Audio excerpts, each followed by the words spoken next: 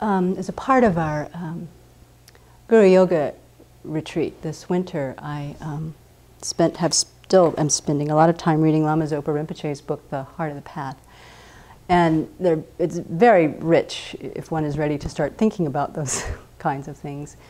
But there is something in it that just keeps playing in my mind about how we create merit. I've been thinking about merit a lot this winter. And how much we don't get it. This thing about merit. You know, the definition of merit, very simple. The imprints of our positive actions, our virtue, that will ripen in our happiness in the future. So our good karma, our good actions, this is what our merit quote bank is. And it's the accumulations of merit and wisdom. The faster we accumulate these two, the faster we become enlightened. Right? But somehow in our minds, I think it's this ignorance of not knowing how things work.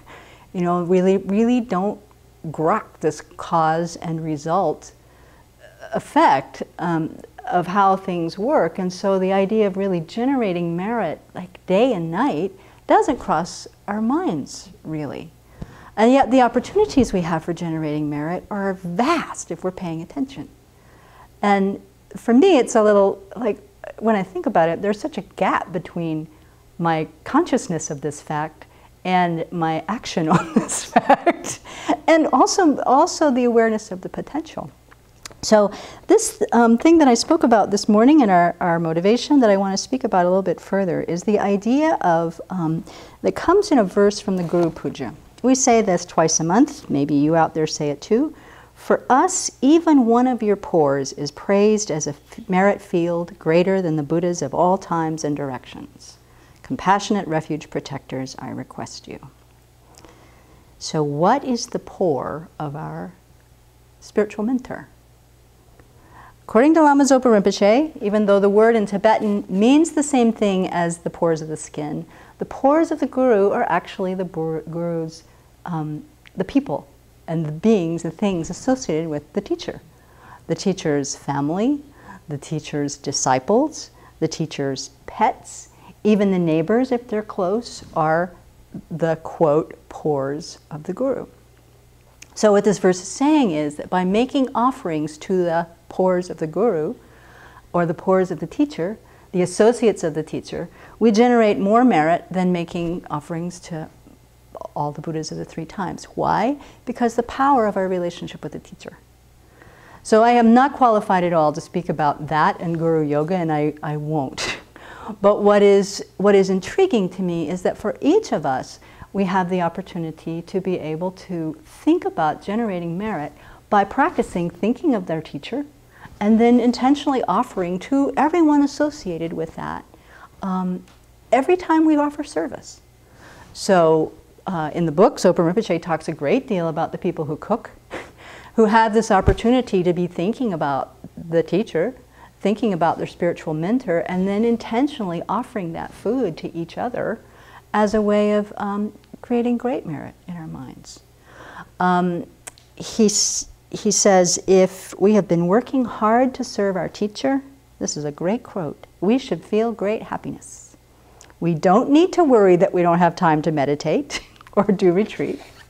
We generate tremendous positive potential.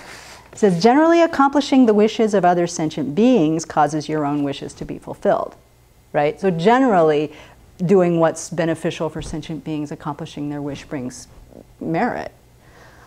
So there's no doubt that fulfilling the teacher's wishes causes your wishes to be fulfilled. There's no doubt that we generate tremendous merit from that. So it's not just the merit bank that came to mind, but also, you know, if I take the opportunity to stop and think of my teacher and teachers as I'm doing service throughout the day, then my motivation automatically adjusts. If I stop and think about that in relationship to everybody else, how does my relationship with the people I live with change? You know, I'm serving all the Buddhas if I serve you with this mind. That totally changes how I think about the people I'm living with.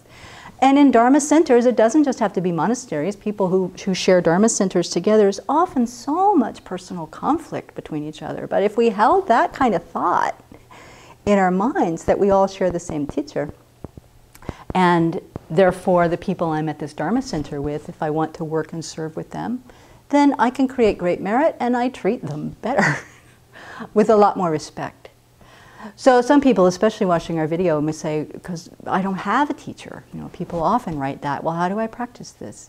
But Rinpoche really very clearly says, pretty much everybody that's following these teachings admires His Holiness the Dalai Lama, who's our, you know, the teacher that we all are holding in common. And if we hold His Holiness in our hearts as the guru that we want to follow, and then it doesn't really matter if you have a Sangha in your home.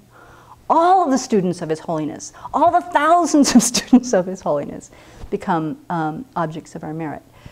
So anyway, it's a way of helping us think about cultivating greater virtue, cultivating greater merit, and also adjusting our motivation as time goes by.